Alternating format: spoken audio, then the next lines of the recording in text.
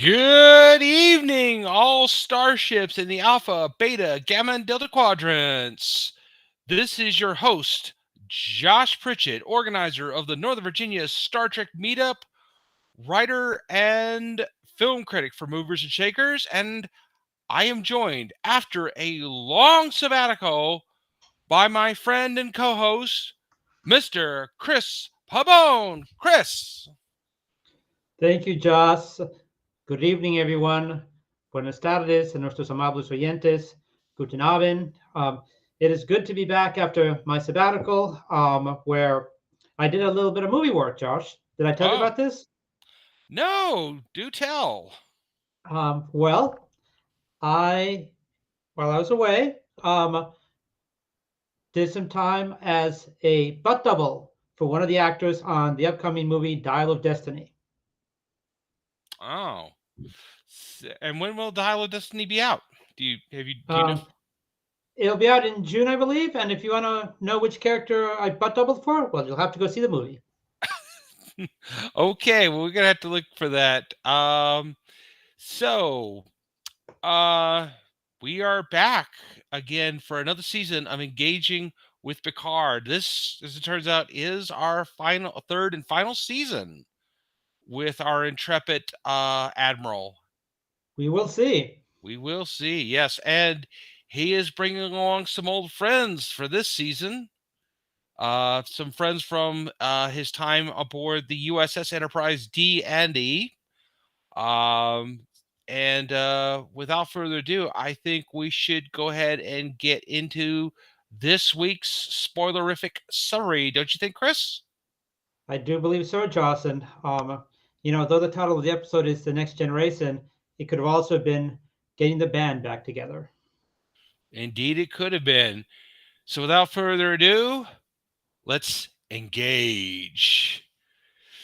So, our episode opens much like the first episode of the pilot episode of Picard. We're seeing a large amount of stars in a stellar nebula and hearing some very old classical vocal music. But this time it is not a dream that Jean-Luc is having. It is, in fact, a very big life or death situation for a dear old friend, Dr. Beverly Crusher.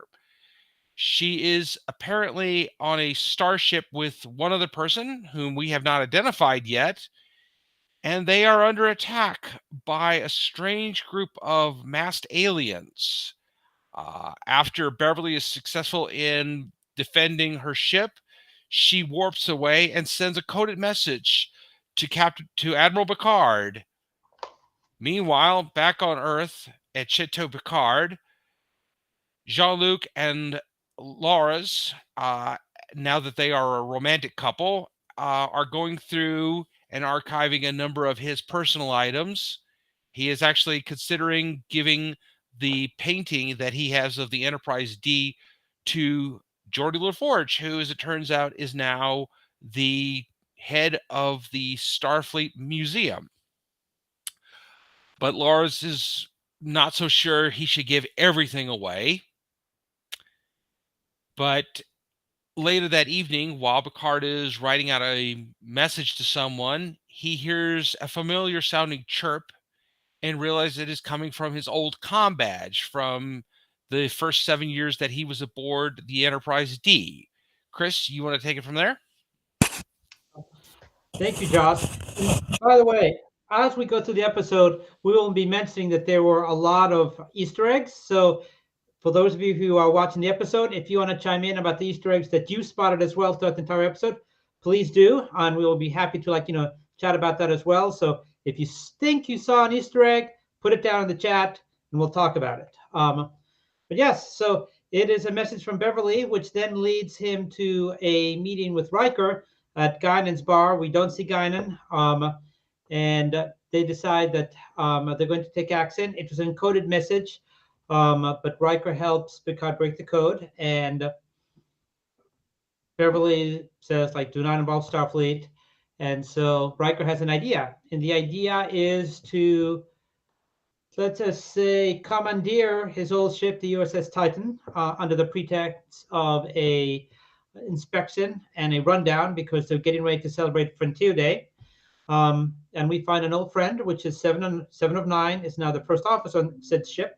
And you have one of many Easter eggs that we see, which is them taking a shuttle to the Titan, which is reminiscent of when Kirk and Spock and McCoy are going to do the inspection of the Enterprise in Star Trek II: The Wrath of Khan.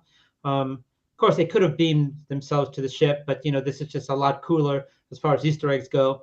And we find out that Seven of Nine now goes by Commander Hansen, because that is how the ship's captain, who is Shaw, prefers to refer to her. And we find out that Shaw quickly is not a big fan of either Riker or Picard, even though there are fans among the crew. One such is we find out that Geordi LaForge's daughter is the pilot of the ship, and she gets hazed in a way that only a dad could haze someone by Riker, or a close friend of the family.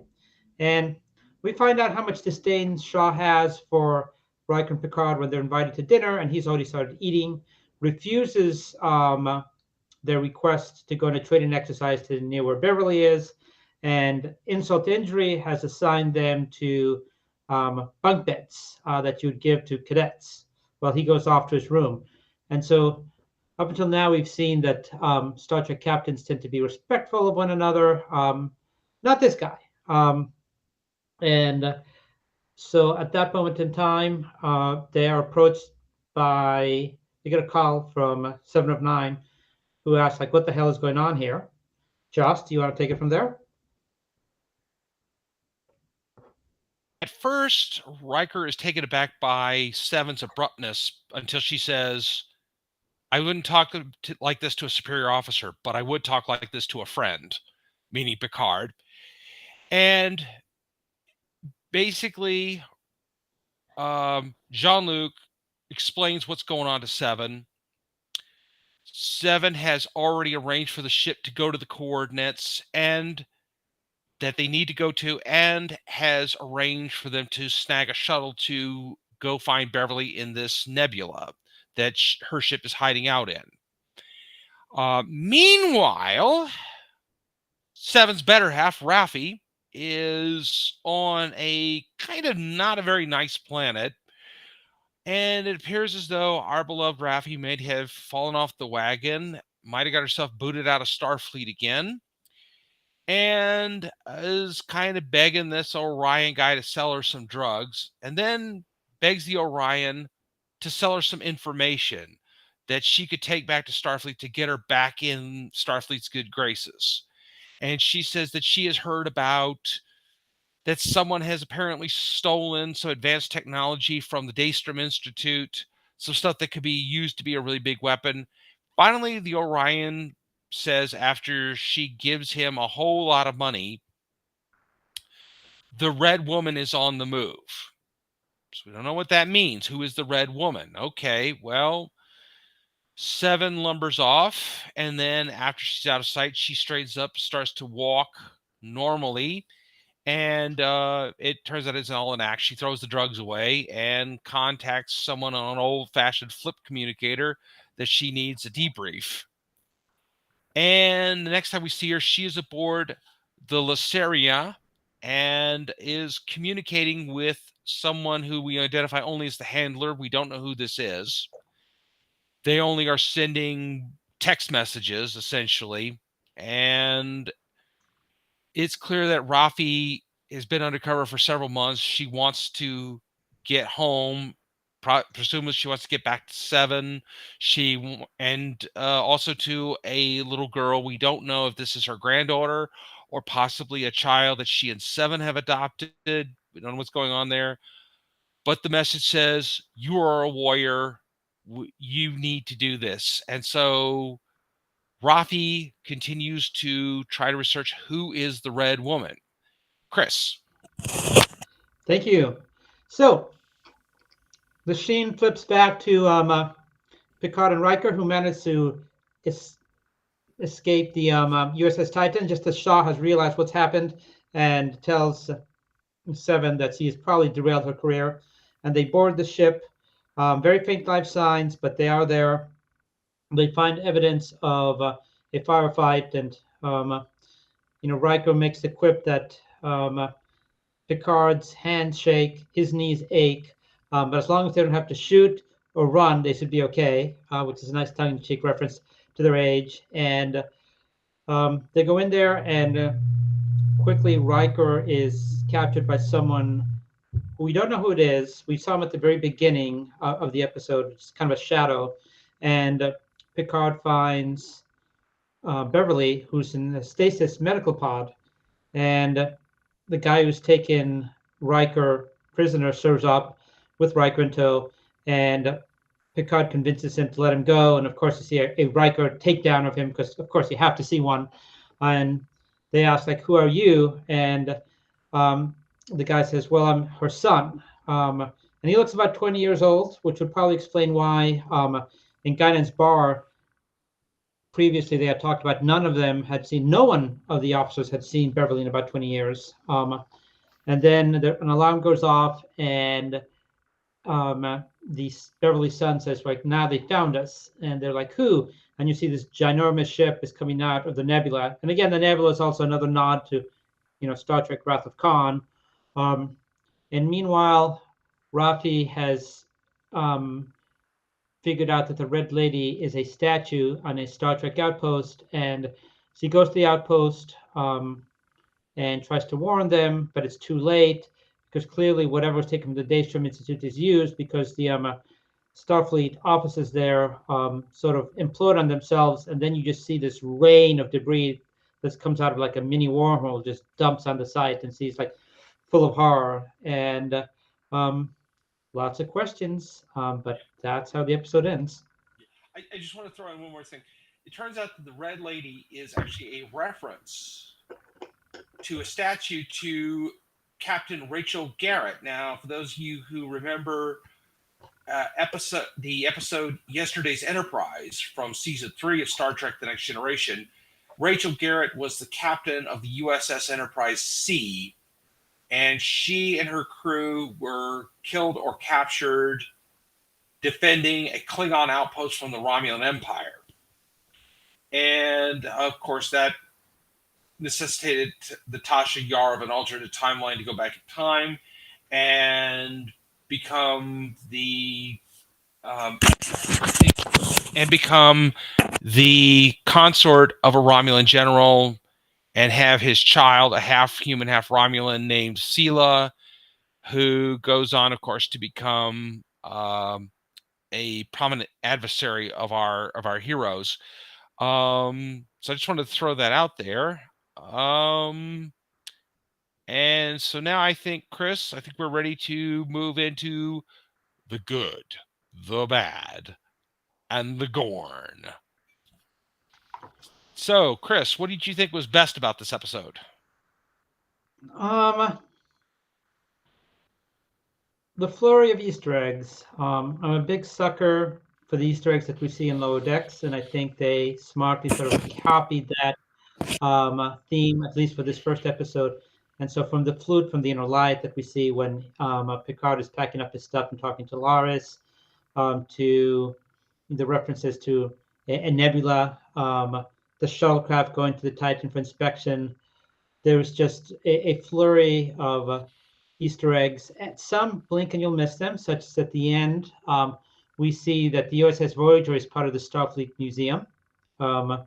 We also see that the Enterprise F is about to be decommissioned. So lots of blink and you'll miss stuff, which makes you focus and pay attention. And dare I say, even makes one consider watching it a second time, if it be just to catch all the Easter eggs. And as I pointed out, if anyone out there who's watching the podcast saw an Easter egg that they want to point out, please feel to do so. But one of the things I liked the most was definitely the Easter eggs. Yeah, one other Easter egg.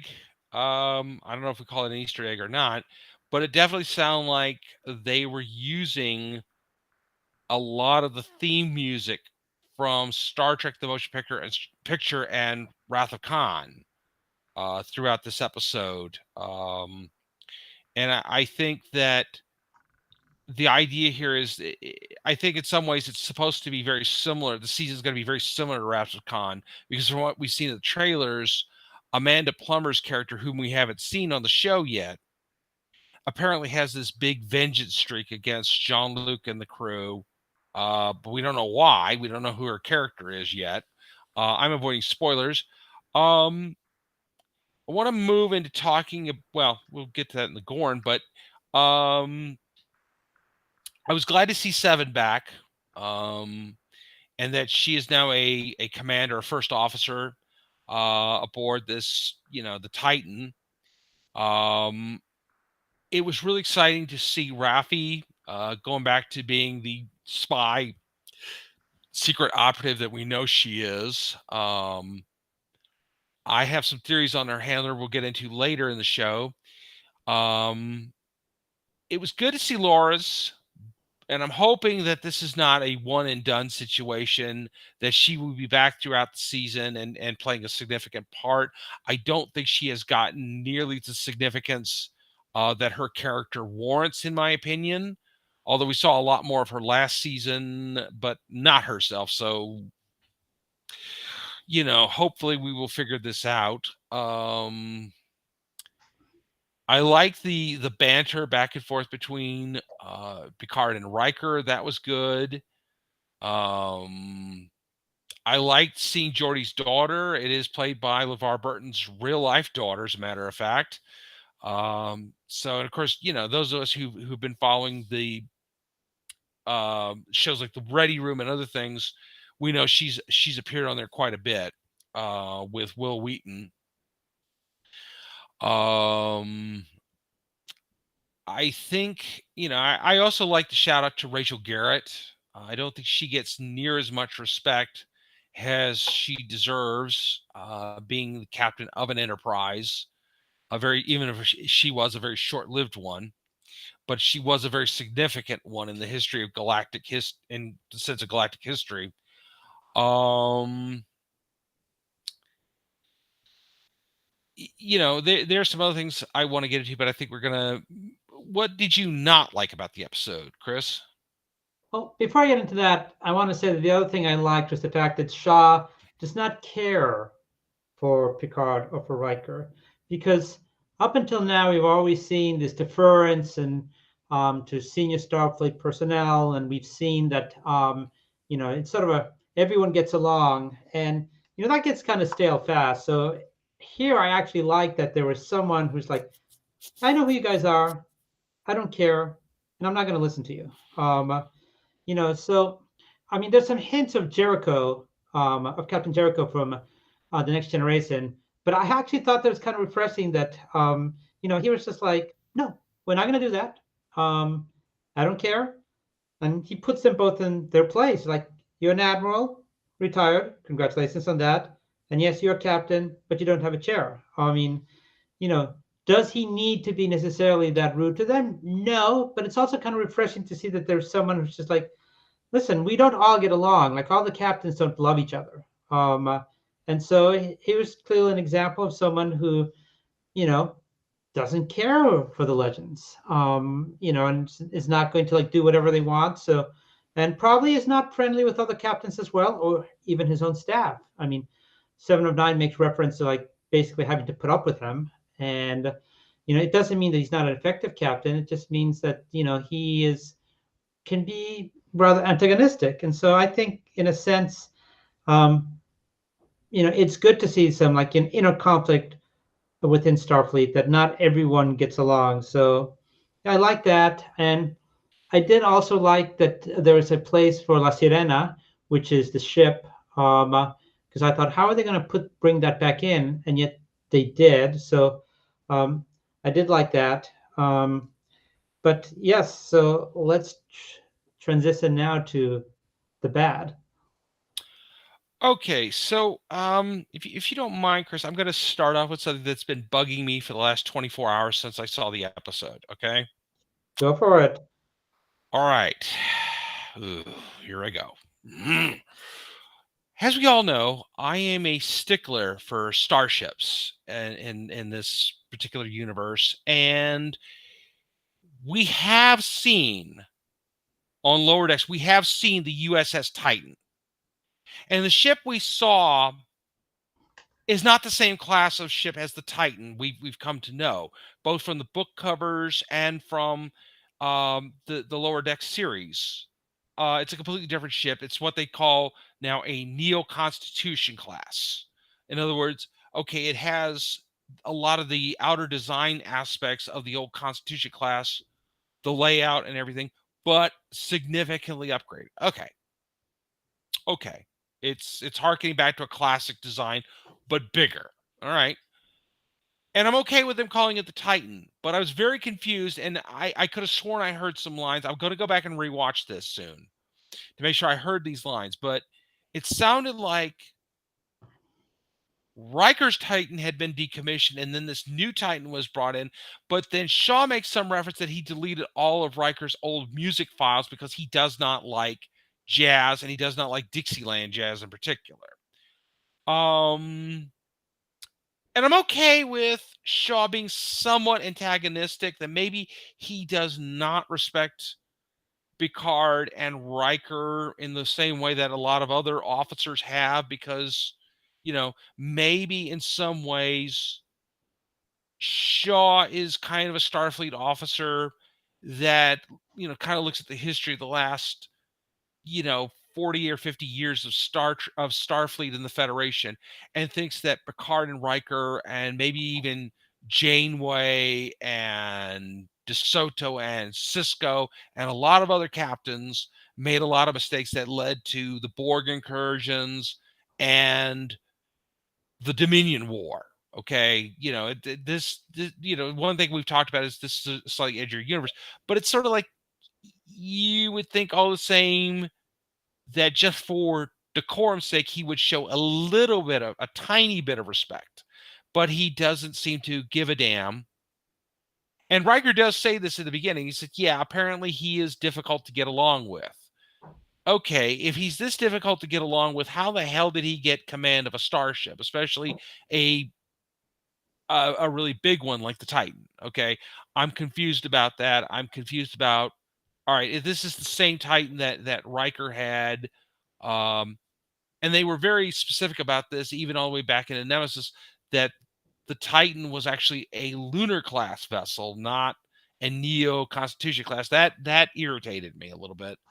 It makes you sort of think, okay, the writers just don't care that much, that this has already been established, that they're going to ignore what we've seen on Lower Decks. They're going to ignore that. That annoyed me. I'm sorry. I'm going to get off my soapbox here now. I that just got on my nerves a little bit. Otherwise, I'm okay with most of the other rest of the episodes. I'm sorry, Chris, and I'm sorry to anybody that likes this. It is a great design, but I'd like them to clarify that with me. And I do agree with you. It is exciting that, okay, you've got a starship captain that does not necessarily want to kiss up to Riker and Picard, that they have to earn that. But at the same time, you would think he would at least be trained to respect Seven's identity. Don't force, that was like, okay, she goes by Seven, that's how she identifies. In a society like the Federation, which is supposed to value diversity and acceptance, this, is something like an HR violation to the max. Okay, and I do want to see how this unfolds. Maybe he really is the good guy. Maybe he's just got to play this out. He wants to know what they're doing, and then at the last minute, he's going to step in and save everybody, and just. But I don't really think so. I mean, I talked with a mutual friend of ours today, and I can't see that. I just don't. So, Chris, sorry, go ahead, please take the lead here. Well, I think I'm going to have to disagree with you on a couple points. One is I think he will swoop in and save them because career-wise, it would probably be a career killer to say that he lost a historic admiral like Picard and a distinguished captain like Riker on his watch. So he may not want to, but for the sake of his own career, I think he is going to have to swoop in with the Titan and either beam them out or somehow defend them from the ship that is coming upon them. So I think he will save them. But and you're not gonna like this, but as far as the ship goes, it didn't bother me that much because one word, retrofit. They said it, Neo Constellation. I'm buying it, but I'm less than a stickler. I thought for the sake of the story, it sort of works. So that sales wise, they can sell new ships. It sort of works for me. Um, Interesting bit about the guy who plays um, Beverly's son. He's Ed Spieler, who, for the Outlander fans out there, they might recognize him as a very dastardly, very evil captain who was on Outlander, who gets a very deserved end at the hands of Jamie's daughter. But he played a very evil guy. But even now, when I heard him speaking, you can detect a British accent. So I'm wondering, is there like a Planet Britain in this Federation? Like, how did he come up with having a British accent? So I look forward to the answer to that in subsequent episodes. And a couple more things. Never answer the X. Like Picard is getting ready to go off and have a very cushy future with Laris. Gets that communicator. Okay, I can understand you're kind of curious. The minute it says like it's Beverly Crusher, I've been like, no, put it back. You never answer the X. There's a reason why the X is an X. Time may heal most wounds, but it doesn't make you forget. Like Picard, that's the rule number one. You should have put that communicator away. Yeah. And then finally, Shaw. So I was disappointed when Captain Rios departed after season 2, and I want to talk more about that in the Gorn. But and I'm also disappointed that we're not seeing the Stargazer. But again, I'm going to talk more about that in the Gorn segment. But it just seems to me this should have been a natural fit that instead of having the Titan, which is causing you some annoyance, Josh, it would have been a natural fit to have the Stargazer here and to have Captain Rios commanding the Stargazer. It would have been a nice segue from season 2 into season 3 and having Seven serve as his first officer. I'm not sure what happened behind the scenes. I'm assuming they just needed to find more screen time for all the members of the next generation. But I thought the bad here is that this is the exact spot why you gave us a Captain Rios in season 2 to fit in right here. And we don't have a Captain Rios, and I really want to dive into that in the Gorn segment. Yes, I agree. I was disappointed when the actor left last season. I thought again that was very disappointing. Part of the disappointing writing. I am not a fan of season 2 of this series at all. A lot of people are not. I respect anybody though who did like it. That's okay. You liked it. That's cool. Nope. No? No, not me. Not me. Okay. Well, this is to our audience, Chris. Okay. I know you and I. We could saddle up at the bar. And if you like season 2, you have to stop watching right now. No, don't, please, don't. We love you. You we want love season 1 and season 3, believers. We love our fans. No, please don't. Okay. We love our fans. We just love the fans who love season 2 a little less. No, we love them quality here. Okay, so let's get into the Gorn. Okay, I have a big thing to. Okay, so I was informed of something again by our mutual friend Mary Fan, that the name of the character of Beverly's son is in fact Jack Crusher. Apparently, this is up on IMDb. He is listed in the credits as Jack Crusher, which, of course, as we know, was the name of her husband, Wesley's dad. So now we get into some speculation here. Wesley! Well, as far as we know, Wes is not coming back again, although I did like seeing his appearance. That was one of the few bright spots about season 2, but we won't get into that. who is this young man's father? Okay, is he a clone? I mean, now here's the thing. Here's the thing. This is where the speculation really gets good. Is the reason that she disappeared for 20 years, is he her biological son? That maybe she had an affair with somebody? Maybe he's Jean-Luc's son? Does not seem likely. Did she, just have like artificial insemination? Okay. Did decide she wanted another child? Okay. If that was the case, why did she just tell the crew? Could he, in fact, be some sort of illegal clone, or even, wait for it, an augment? I can make one case for the augment thing, and it's this. Remember how we couldn't find indeterminate life signs? We do know that sometimes there have been augments that have had an ability to mask their life signs.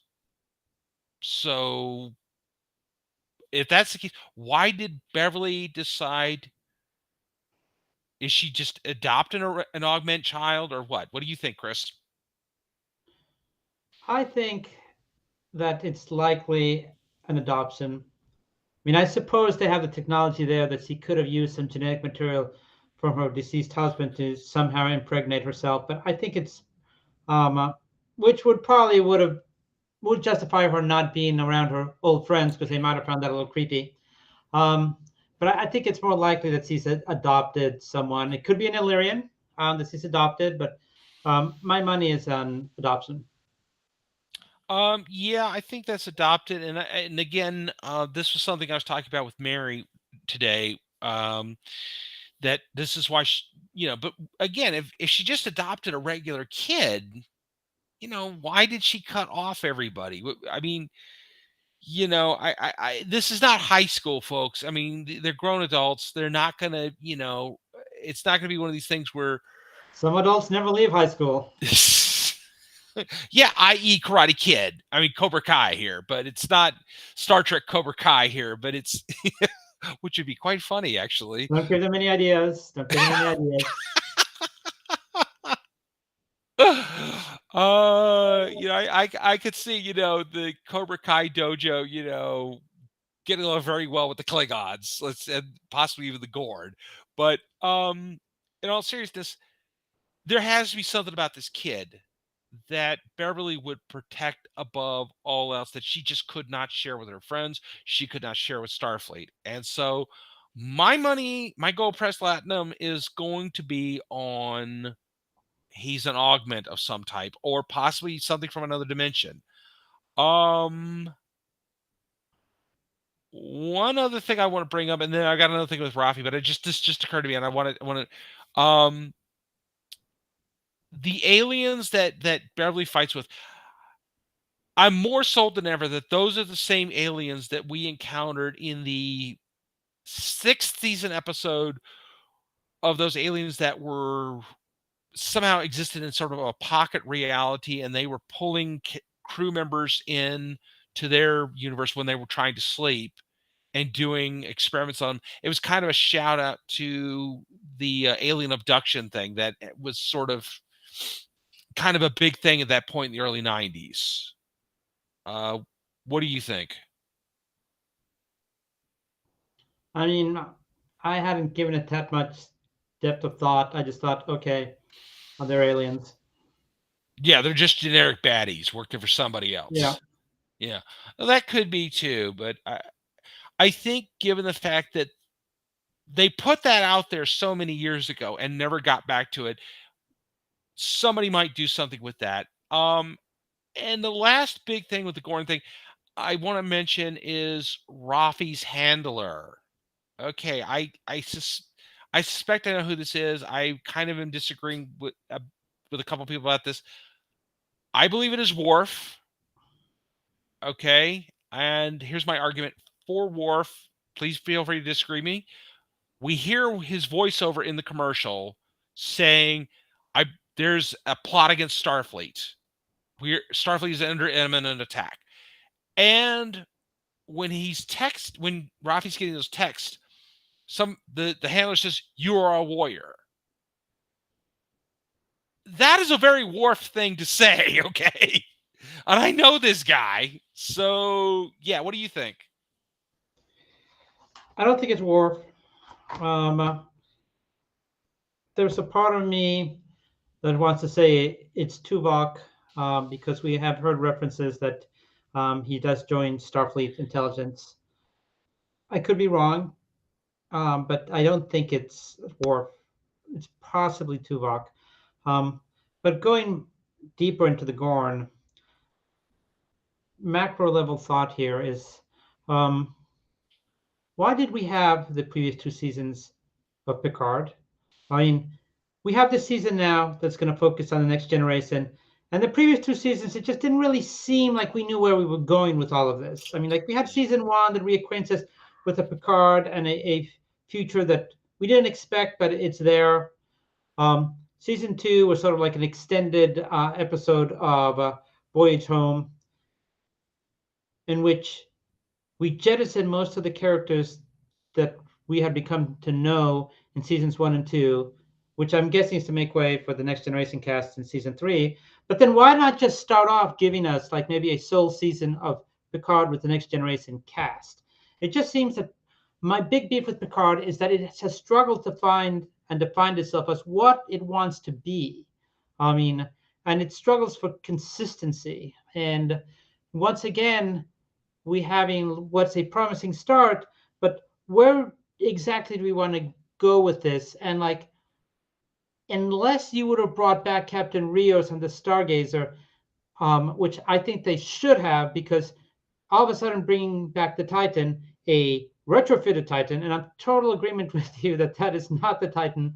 Um, why the heck give us a Stargazer and a Captain Rios and just abandon it when you could have very easily used that as a transition to season three to say, okay, this is why we had season one, we had a disgraced Captain Rios. Season two, he comes back to Starfleet. Season three, now he's a strong ally. We have a ship for them, which is the Stargazer we introduced in season two. So my biggest problem I'm getting at here is that it seems that everything that for season two was just fill-in, was subsequently dumped to give us now season three. Why the hell give us season two? So like, I was not a fan of season two, and I'm even less so now because it just seems it was filler and absolutely not needed to bridge us to season three. And the two things they could have really used to help bring us into season three, which have been a Captain Rios and a Stargazer, in which Seven of Nine is serving on, was completely discarded. So, you know, I don't know what type of show this is yet. I don't think the show knows what type of show it is Yeah, yet. and it's going right into the final episode, final season. And Chris, I'm going to agree with you 100% on this. I mean, I'm going to say that I think season one started out really strong. I think the first 7 episodes were fantastic. They were fun. You really felt like we were starting to go somewhere. It was like Picard was with a new crew. There was a little bit of nostalgia there. You had the Rikers and their daughter, and we got to see what they were up to. But then you get to the last 5 minutes of, I guess it's episode 7 or 8, where we find out about this intergalactic cyber. I'm going to call it Cyber Cthulhu. That's what I've been calling it for the past few years, Cyber Cthulhu. And it shows up, and it's what the Romulans are supposedly afraid of. That's why they fear artificial intelligence, because they know about this thing. And so one of the androids wants to summon it, and it's a threat to the Federation. And that got really confusing. And I just like, okay, where the hell is this going? It was a Deus Ex Right, Machina in a bad way. right. And it started out good, then it shanked the landing. Okay. Season two, it went right to hell. I mean, the first episode was fine, but then Yes. we get into this. Oh, we have another evil parallel universe. We have all this stuff going on in the 21st century. Picard saying, "God, it's so confusing. All the records are gone. Wait, you don't have the records of Facebook and Twitter? Well, maybe Elon Musk destroyed all that. I mean, given what's been going on recently, that's possible. So, okay, that's possible, but I doubt that.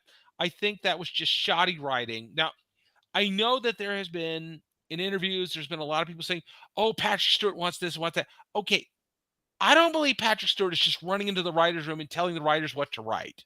I don't think that's what's going on. I think he's too much of a professional to do that. I think he's made suggestions what he'd like to see. And if that's the case, it's up to the writers, and I know this as a writer, to make that work somehow and still turn it into a good story. And they're not turning it in. And I'm kind of going a little crazy here, what I've ranted about with the Titan earlier. And I apologize to anybody if I went overboard. I hate when I do that, and I should do better with that. But it did irritate me a little bit. Um, I This could be great. Yeah, if we just wanted to do a 10 episode final movie that we never really got, because let's face it, the four Next Generation movies were not that great, anywhere as good as the first. They were better than Star Trek 5, but they were. No, no, no, no. I'm gonna have to strongly push back on this because I thought that First Contact is an excellent It's movie. it's it's fine. It's good. But and I love Zephyr Cochrane. I love that James Cromwell brought that character to life and fleshed it out. And that was the best part about that whole movie. And I love that we had the Borg Queen. That was an interesting twist on that. And it did lead to a lot of stuff for Enterprise. So that's good. Yeah. But the other three movies, they needed more rewrites. They needed to be, serious rewrites. Well, Nemesis suffered from having someone who was never meant to be a director. Yeah. So, Stuart Bard stinks. yeah. And yeah, I mean, I guess his editing is fine, but otherwise, I'm not a fan. Stuart Bard to Star Trek is what Joel Schumacher was to Batman. Ooh. Ouch. Yeah, I Shots mean, fired. yeah, I mean, I don't know. I thought from the beginning, okay, that this was going to be Picard. I thought that, we had the whole thing with the Romulan home start blowing up, and then the thing with the AIs that they were using to build these new Starfleet vessels to evacuate them. I thought that was going to be what the focus of the show was going to be from the beginning. That, and I'm not sure how much of this, because I had heard originally they were doing 5 seasons, but because of the pandemic, it got cut down to 3. And as we've said, yeah, season 2 was a disaster. It did not make any sense. It just was all over the place. Um, and it was a massive disappointment. And I mean, my one hope is that, okay, season 3 is going to be what saves this particular show. It doesn't tarnish our memories of this, and make us just go back to rewatching reruns of the Next Generation and pretend this show didn't happen. I'm going to double down on my dislike of Joel Schumacher and say if there's anyone who's watching this right now, if you are a Joel Schumacher defender, stand up now. Because if you don't, I'm going to feel validated saying that, yes, he was the I bane am of the Batman going to movies. say that yes, he is terrible when it comes to Batman movies. Although I did enjoy the film 9mm, but anybody could have directed that movie. It's not that. It's not a seminal work. Yes, his 2 Batman movies were atrocious, and for that matter, so was the film DC Cab. That's the worst. Okay. Um,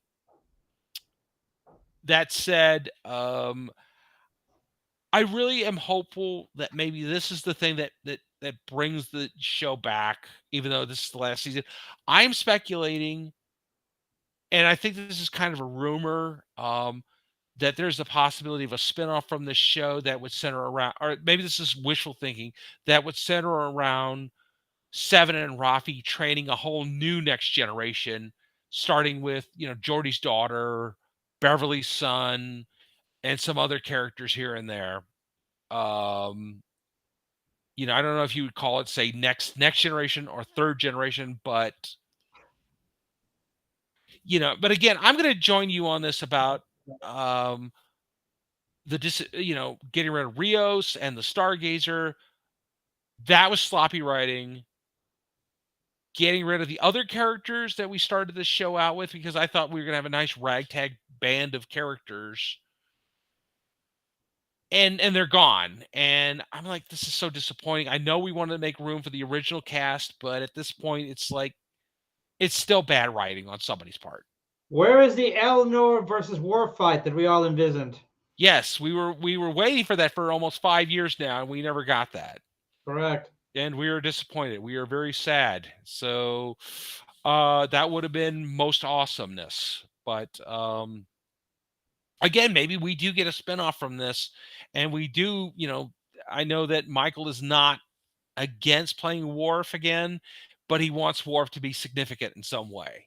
And because it does take 3 hours to properly put that makeup on. So he says they got it down to 1 hour now.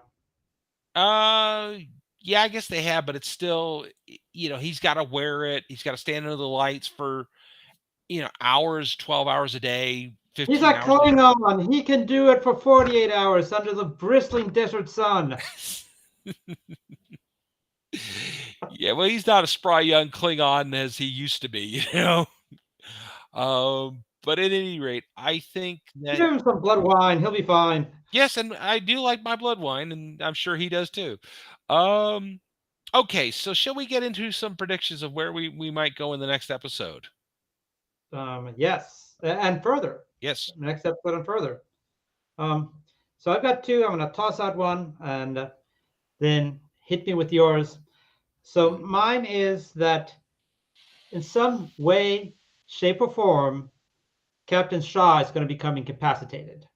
Whether it's because he's killed, whether it's because there's some explosion in the ship that knocks him out and puts him to some coma, whether he's Seven just has enough and jettisons him out of an airlock. But Captain Shaw will somehow be incapacitated and relieved of command. I think you will earn your gold press latinum for that one. Yeah, I think you will be getting some latinum on that deal. I think I'm going to go back to what I said about young Jack Crusher Jr., that he is going to somehow be either an augment, a clone, something that Beverly is trying to keep secret. Beverly has definitely gone pretty much Kurtz on this whole deal. Yes. We are going up the river here, folks, and she is Kurtz. So Headshots. Hmm? Headshots. Headshots. Yeah. We could get into that, but I don't know. So I think there's that. I'm going to stand by my prediction that Worf is the handler. It just feels right to me. I like your prediction that it's Tuvok. That would be very nice to see our old friend back. I mean, we have had a lot of nice shout outs from the gang at Voyager and then also from DS9. I'm also, and I don't know if you want to call this prediction or hopefulness, but I really don't want a situation where we're just going to start killing off favorite characters like we did in Star Wars. Just let's not do that. But I got a feeling that might happen.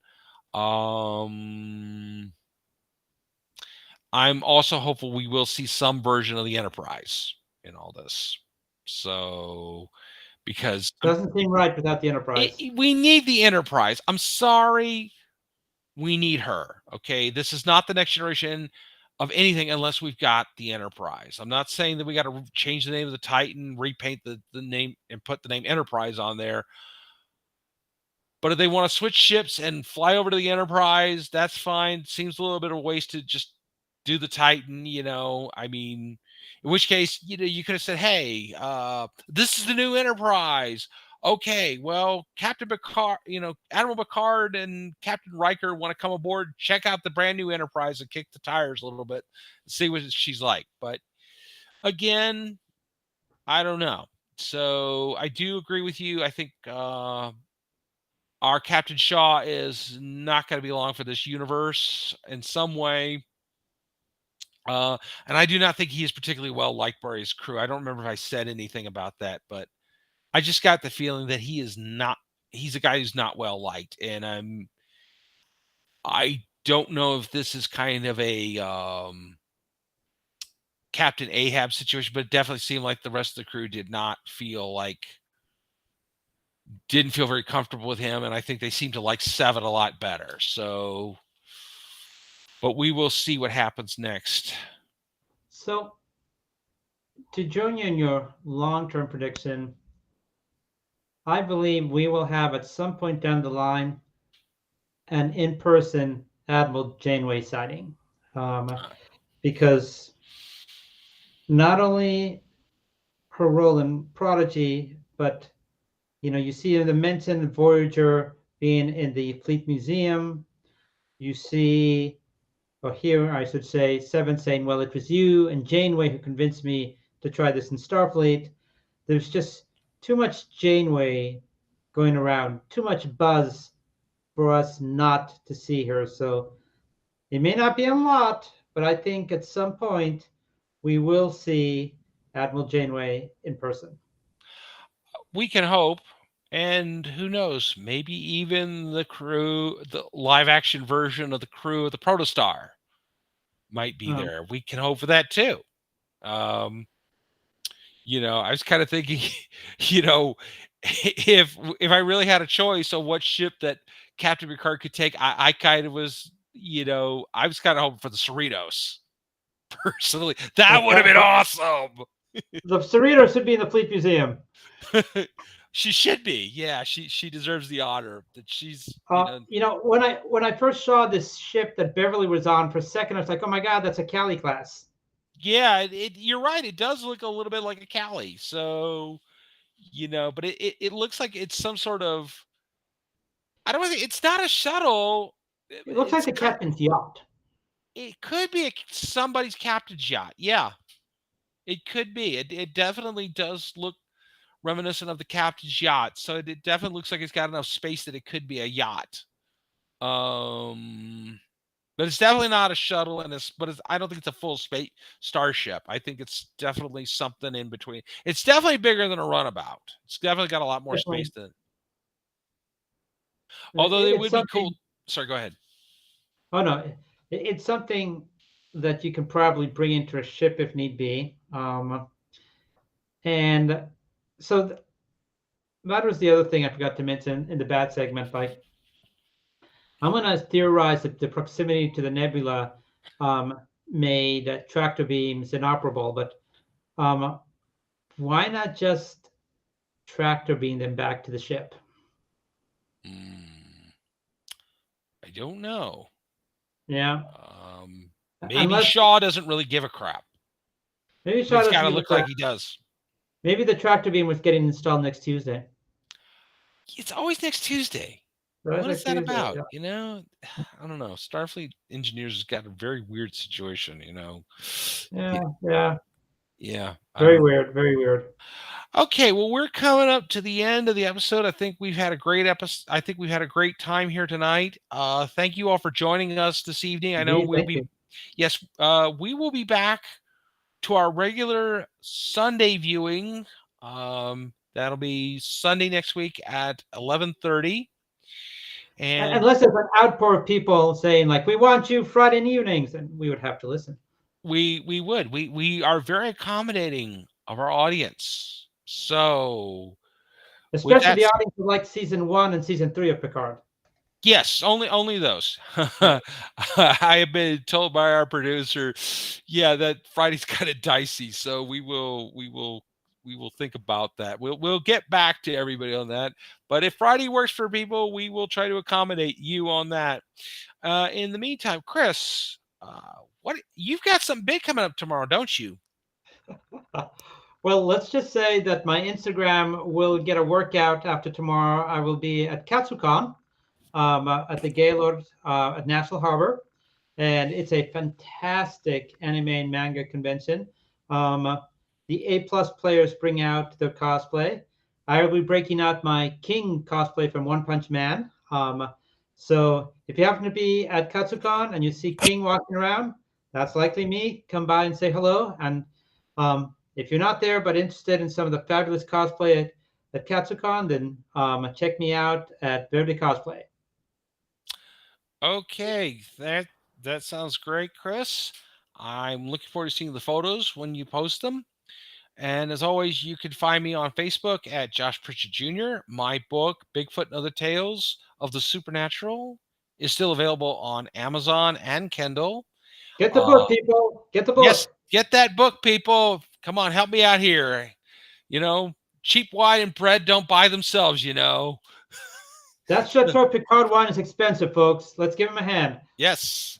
Yes, we did have great sales this past weekend, so evidently we're growing here. So Oh, yeah, that reminds me, Josh. Shout out, as always, to our friends at Farpoint Con. yes, we had a great time at Farpoint last week. You did. Yes, we did. We had got to be with a lot of old friends, and it was, it's only the second time I've been back at the Delta Hotel in Hunt Valley, Maryland, since the pandemic, and we had a wonderful time.